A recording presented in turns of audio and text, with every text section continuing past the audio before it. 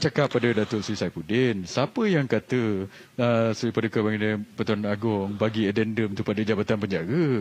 Tak ada orang tuduh Jabatan Penjara sorok. Tak ada orang pun kata Jabatan Penjara ini Jabatan Penjara sorok, Jabatan Penjara tak execute. Tidak. Orang kata kerajaan ada pegang titah addendum ini somewhere. Cuma tidak execute.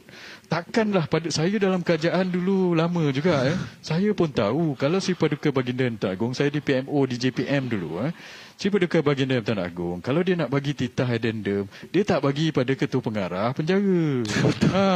Betul tak? Sebab ketua penjara ni kan dia report kepada menteri report pada ini. Takkanlah yang Pertuan Agong nak tulis surat pada ketua pengarah penjara.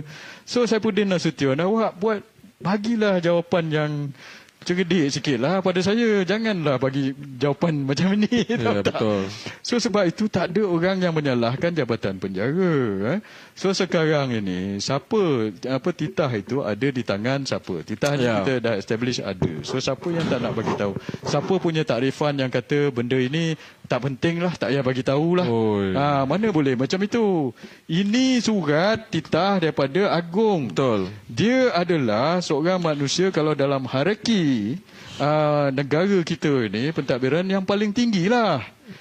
Faham tak? Ini bukan ketua kampung. Ini bukan biasa-biasa punya orang tau. Kalau arahan orang nombor satu dalam negara kita, head of state, dia head of state kan, pun bagi pada awak pula decide nak tunjuk tak nak tunjuk ataupun sah atau tidak, itu tak boleh. Betul. Ini yang menjadi masalah. So itu yang orang kata siapa yang sorok itu engkar. Dan siapa yang sorok itu, jika perkara ini berlaku, dia pula atas budi bicara dan pertimbangan dia sendiri kan membuat keputusan benda ini sah atau tidak.